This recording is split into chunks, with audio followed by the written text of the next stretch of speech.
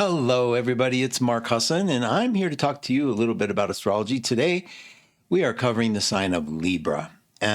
So, if you've been with us on our journey, you know we're going through the seasons. We started with spring and cardinal fire being Aries, and the next section of spring is fixed, which is fixed earth, and the next section is mutable, which is mutable air. And then we went to summer, which is cardinal water, and Leo, which was fixed fire, and then the last mutable, which helps us adjust into fall, which is mutable earth, Virgo, and now we're at cardinal air, which is Libra. First day of autumn.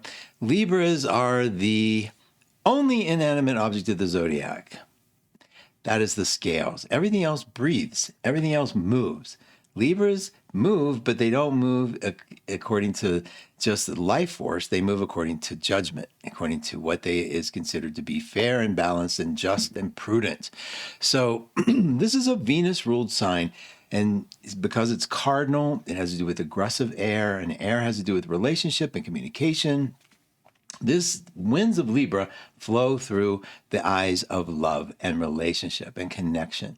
Libras have an amazing ability to see the good in you, to see the beauty around them, to look at balance. They make great interior designers.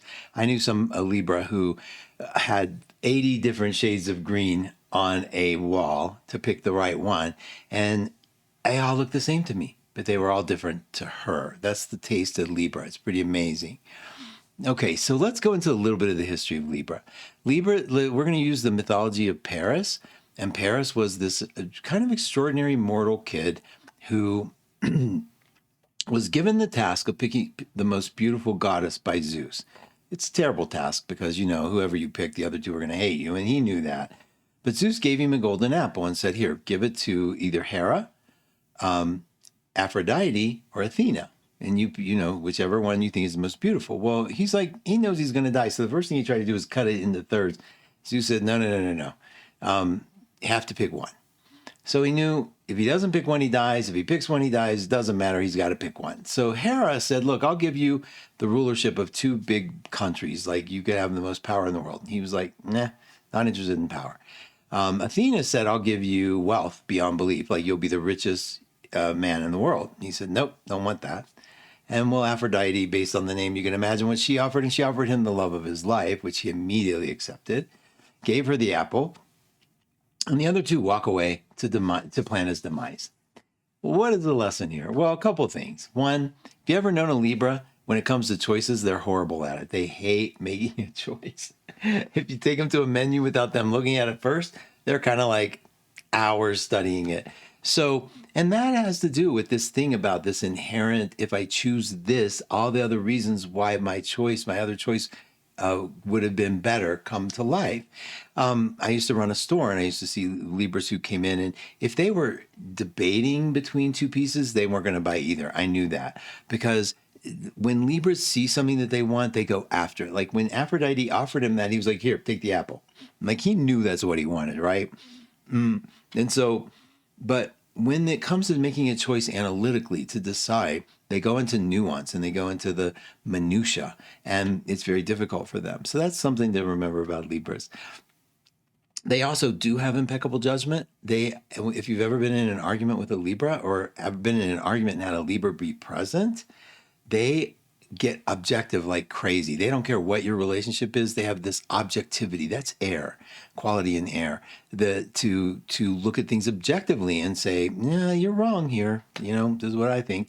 And the other thing is, if you are in a relationship with a Libra and you take this position, they almost automatically have to take the other position. It's almost like clockwork. They have to. They have to see both sides to everything. So this is cardinal air, remember, and one of the big things is relationship for them. The chase for relationship, the hunt for relationship, the desire to have relationship.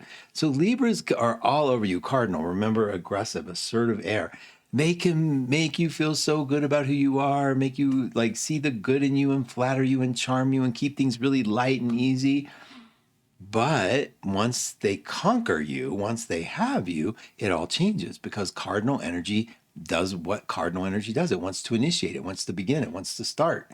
And so once it ends and they have the relationship, it's kind of hard to know what to do to keep your Libra around. That's where compatibility does come in. And we'll get into that in future shows.